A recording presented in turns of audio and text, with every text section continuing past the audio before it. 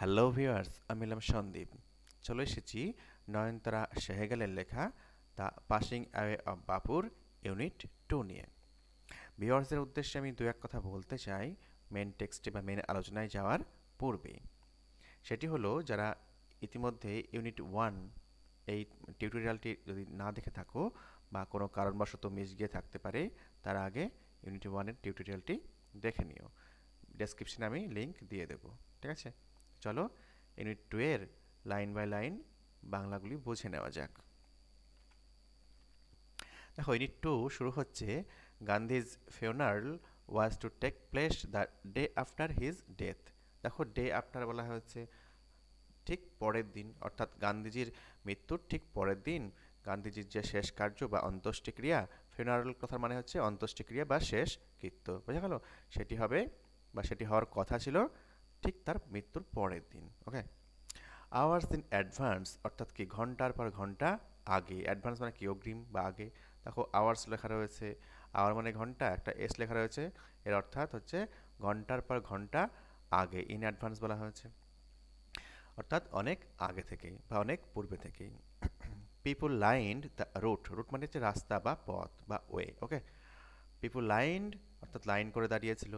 The route the funeral procession was to follow. দেখো, গান্ধীজির যে শেষ যে যাত্রা বা শেষ যে কৃত্যের যে শোভাযাত্রা, সেটি যে রাস্তা দিয়ে বা যে রুট দিয়ে যাবে, সেই রাস্তাতে কিন্তু অনেক আগে থেকেই মানুষজন কিন্তু লাইন করে দাঁড়িয়েছিল বা জড়ো হয়েছিল। Padmashri Mrs Naidu's daughter. পদ্মশ্রী উনিকে, না তো মিসেস নাইডুর কন্যা। Spoke for us all when she said simply. দেখো, পদ্মশ্রী মিসেস নাইডুর কন্যা আমাদের প্রত্যেকের হয়ে খুব সরলভাবে বললেন। দেখো, কারোর হয়ে বলা, দেখো ফর বসাতে হয়, ঠিক আছে? দেখো, স্পোক ফর আস অর্থাৎ আমাদের হয়ে বললেন, আমাদের সবার হয়ে। আস অল লেখা রয়েছে, আমাদের সবার হয়ে বললেন খুব সরলভাবে। দেখো, সিম্পলি বলা হয়েছে। ওকে, উই উইল ওয়াক, আমরা হাঁটবো। তো সিম্পলি খুব সরলভাবে কি বললেন, আমাদের সকলের হয়ে, তো আমরা হাঁটবো। ঠিক আছে, দেখো, it is the last time we shall be walking with বাবু। আমরা, দেখো লাস্ট টাইম বলা হয়েছে, এই যে লাস্ট টাইম, লাস্ট মানে কি শেষবারের মতো, আমরা শেষবারের মতো বাপুর সঙ্গে হাঁটবো। It was an agonising walk. Agonising মানে হচ্ছে যন্ত্রণাদায়ক বা দুঃখদায়ক বা পীড়াদায়ক। এই যে হাঁটা, এই হাঁটাটা কিন্তু আনন্দদায়ক ছিল না মোটেই, যেহেতু আমাদের প্রিয় বাপুজির এই শোভাযাত্রা ছিল, শেষ যাত্রা ছিল, তাই তো। It was an agonising walk, আমাদের জন্য এটা ছিল কি, এত যন্ত্রণাদায়ক হাঁটা। Thousands silently watched the procession. দেখো, থাউজেন্ডস লেখা রয়েছে, একটা এস লেখা রয়েছে, তাই তো। আমরা জানি শুধু হাজার হলে থাউজেন্ড হতো, যেহেতু হাজার হাজার মানুষ, ওই জন্য থাউজেন্ডস একটা এস লাগানো হয়েছে। তো এস লাগানো থাকলে এর অর্থ হচ্ছে হাজার হাজার মানুষ। ঠিক আছে, দেখো, thousands silently watched the procession. দেখো, ওয়াচ মানে কি দেখা। দেখো, হাজার হাজার মানুষ নীরবে বা চুপিসারে এই যে শেষ যাত্রা গান্ধীজির, সেটিকে দেখলেন। অর্থাৎ হই হট্টগোল করছিলেন না, ওই জন্য সাইলেন্টলি বলা হয়েছে, যেহেতু এটা শোক যাত্রা ছিল, তাই তো। বাপু lay on an open truck covered with flowers. দেখো, বাপুজি, দেখো একটি খোলা ট্রাকে ফুলে ঢাকা অবস্থায় শায়িতে ছিল। দেখো, লে ওয়ান শুয়ে থাকা। ওকে, দেখো, কাভার্ড উইথ ফ্লাওয়ার্স অর্থাৎ কি ফুলে ঢাকা অবস্থায়। ওকে, দেখো একটা খোলা ট্রাকে ফুলে ঢাকা অবস্থায় বাপুজির যে শরীর, সেটি শায়িত ছিল। Thousands of people wept. দেখো, একটা এস রয়েছে, হাজার হাজার মানুষ। Okay, thousands of people wept, উইপের ফার্স্ট ফর্ম, তাই তো, কাঁদা অর্থাৎ কেঁদেছিলেন। Trying to touch Bapu's feet. দেখো, হাজার হাজার কান্নারত মানুষ বাপুর পা ছুতে চেষ্টা করছিল। ওকে, ট্রাই মানে কি চেষ্টা করা, দেখো ট্রাইং চেষ্টা করছিলেন, টু টাচ বাপুস ফিট। ওকে, ওকে, কাঁদতে কাঁদতে হাজার হাজার মানুষ বাপুর পা ছুতে চেষ্টা করছিলেন। ইট ওয়াজ ইম্পসিবল, ইম্পসিবল মানে অসম্ভব, পসিবলের আগে একটা প্রিফিক্স যুক্ত করা হয়েছে, তাই তো। আমরা জানি কি প্রিফিক্স সাফিক্স, কোনো ওয়ার্ডের আগে যদি কোনো শব্দ বসে মেন শব্দের মানে যদি পরিবর্তন করা সম্ভব হয়, সেটাকে প্রিফিক্স বলা হয়, তাই তো। দেখো, it was impossible to move in the thick crowd. দেখো, এত লোকজন, থিক মানে কি ঘন, ঠিক আছে, এত লোকজন অর্থাৎ প্রচুর লোকজনের সমাগম হয়েছিল বাপুকে দেখার জন্য। তো সেই লোকজনের মধ্যে হাঁটা অসম্ভব হয়ে উঠেছিল। ওকে, অ্যাজ আই মুভ, দেখো আই বলা হয়েছে, আই বলতে এখানে লেখিকা নয়নতারা সেহগাল নিজে, কিন্তু বোঝা গেল।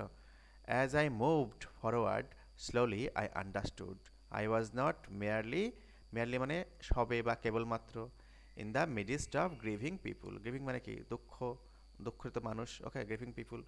দেখো আমি ধীরে ধীরে এগিয়ে গেলাম, তখন আমি বুঝতে পারলাম, কি বুঝতে পারলাম, আমি কিন্তু শুধুমাত্র গুটি কয়েক দুঃখিত মানুষের মধ্যে কিন্তু নেই। দেখো মিডিস্ট মানে কি, মধ্যে।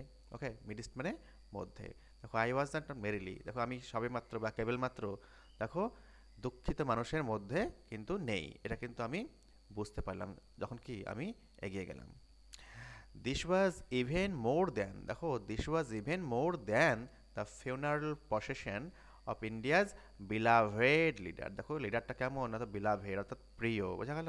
দেখো এইটা অর্থাৎ এই যে শোভাযাত্রা বা শেষ যাত্রা, সেটি কিন্তু দেখো ভারতের যে প্রিয় নেতা, এই প্রিয় নেতার শোভাযাত্রার থেকেও বা অন্ত্যেষ্টিক্রিয়ার যে শোভাযাত্রার থেকেও অনেক বেশি ছিল। দেখো বলা হয়েছে দিস ওয়াজ ইভেন মোর, দেখো মোর মানে কি বেশি, দেন কার থেকে বেশি, না তো the funeral procession of India's beloved leader, ভারতের যে প্রিয় মহান নেতা তার থেকে, তার যে অন্ত্যেষ্টিক্রিয়ার যে শোভাযাত্রা তার থেকে অনেক বেশি ছিল। Okay, I was among people for whom walking with Bapu had a special meaning, দেখো আমি সেই সমস্ত মানুষের মাঝখানে ছিলাম যাদের কাছে কিন্তু বাপুর সঙ্গে হাঁটার একটা বিশেষ অর্থ ছিল। দেখো স্পেশাল মিনিং বলা হয়েছে, স্পেশাল মিনিং মিনিং মানে কি অর্থ, তাই তো, আর স্পেশাল বলা হয়েছে অর্থাৎ বিশেষ অর্থ ছিল। Okay, we could not now accept the fact, দেখো দ্য ফ্যাক্ট, এই ফ্যাক্টটাকে কোনটাকে বোঝানো হয়েছে, বাপুর ডেথের যে ফ্যাক্ট বা ঘটনা বা মৃত্যুকে বলা হয়েছে, বোঝা গেল। We could not accept the fact that the man who had led us over many difficult paths, paths মানে রাস্তা, was never going to walk with us again, দেখো আমরা এটা বিশ্বাসই করতে পারছি না বা এটা মেনে নিতেই পারছি না এই ঘটনাটাকে, কি না তো যে মানুষটা আমাদেরকে বিভিন্ন যে কঠিন পথে নেতৃত্ব দিয়েছিল, ঠিক আছে, সে কিন্তু আমাদের সঙ্গে আর হাঁটবে না। দেখো ওয়াজ never going to walk with us again, আমাদের সাথে আর কিন্তু হাঁটবে না, ঠিক আছে। বাপুজ স্লাইট ফিগার, দেখো শরীরটা কেমন, না তো হালকা, ঠিক আছে, অর্থাৎ হালকা বা ছিপছিপে চেহারা, ঠিক আছে। Bapu's slight figure had walked staff in hand, staff বলতে লাঠিকে বলা হয়েছে, যে হাঁটার বা চলার যে লাঠি বয়স্ক মানুষদের হাতে দেখা যায় সে লাঠিকে বলা হয়েছে, অর্থাৎ walking stick. Okay, staff means walking stick, দেখো ইন হ্যান্ড হাতে একটা হাতার কি ওয়াকিং স্টিক ছিল।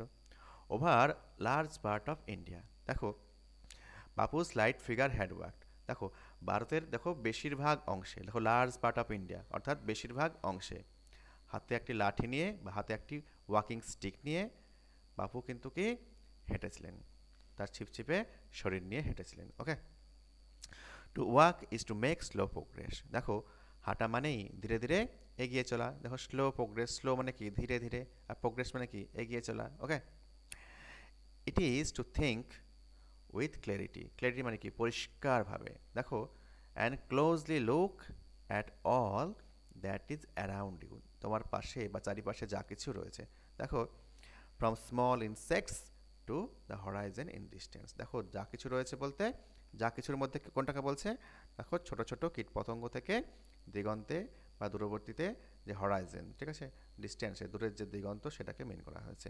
দেখো ইট ইস টু থিঙ্ক ক্লিয়ারলি, দেখো এতে পরিষ্কারভাবে ভাবা যায় বা চিন্তা করা যায়, থিঙ্ক মানে কি চিন্তা করা, তাই তো, দেখো উইথ ক্লিয়ারিটি বলা হয়েছে, দেখো উইথ ক্লিয়ারিটি পরিষ্কারভাবে, এতে খুব পরিষ্কারভাবে ভাবা যায় এবং খুব কাছ থেকে দেখা যায় যা কিছু আশেপাশে বা চারিপাশে রয়েছে সেই জিনিসগুলোর মধ্যে পড়ে কি ছোট ছোট কীট পতঙ্গ থেকে দিগন্ত পর্যন্ত, দূরবর্তীতে যে দিগন্ত রয়েছে সেই পর্যন্ত সব কিছুই দেখা যায়। Okay, moreover to walk was open only way, দেখো ওয়ে মানে কি পথ রাস্তা বা পন্থা, moreover to walk was open, দেখো ওপেন মানে প্রায়, বোঝা গেল, দ্য অনলি ওয়ে ওপেন অর্থাৎ খোলা রয়েছে to the average India. Average মানে কি সাধারণ, অর্থাৎ সাধারণ যে ভারতবাসী সেই ভারতবাসীর কাছে মানে ওর হাঁটাই ছিল একমাত্র পথ বা হাঁটাই ছিল একমাত্র অবলম্বন, ঠিক আছে, যেটাই তাদের কাছে খোলা ছিল। ওকে, ইট রিকোয়ার্ড নো ভেহিকেল, হাঁটতে গেলে কোনো যানবাহনের প্রয়োজন হয় না, তাই তো, ভেহিকেল মানে কি যানবাহন, তাই তো, এক্সেপ্ট হিজ ওন বডি, শুধুমাত্র তার শরীর প্রয়োজন হয়, শরীর ছাড়া অন্য কোনো যানের কিন্তু প্রয়োজন হয় না। And cost him nothing but his energy, এবং কি কোনো মূল্যও দিতে হয় না, শুধু দিতে হয় কি তার শক্তিকে, তাই তো, হাঁটতে গেলে আমাদের শারীরিক শক্তির প্রয়োজন হয়, কোনো মূল্য দিতে হয় না, তাই তো। Gandhi took this necessity as he took much that was commonplace. দেখো কমন প্লেস মানে কি সাধারণ, ঠিক আছে, অর্ডিনারিকে মেইন করা হয়েছে, ঠিক আছে, দেখো, and transformed it into a joyful effort. দেখো গান্ধী, দেখো কি বলেছে, took this necessity as he took much that was commonplace, বোঝা গেল, অর্থাৎ গান্ধী দেখো অনেক সাধারণ জিনিসের মতো হাঁটার প্রয়োজনীয় অভ্যাসকে গ্রহণ করেছিলেন, ঠিক আছে, এবং একে একটি আনন্দময় প্রচেষ্টায় পরিণত করেছিলেন। দেখো ট্রান্সফর্ম বলা হয়েছে, তাই না, ট্রান্সফর্ম মানে রূপান্তর করা, দেখো into a joyful effort, effort মানে কি প্রচেষ্টা, তাই তো। আর দেখো Gandhi took this necessity, necessity মানে কি প্রয়োজনীয়তা, বুঝা গেল। আশা করি দেখো এই যে লাইন, এই লাইনের বাংলা মানেগুলি তোমরা অনুধাবন করতে পেরেছো বা বুঝতে পেরেছো, ঠিক আছে।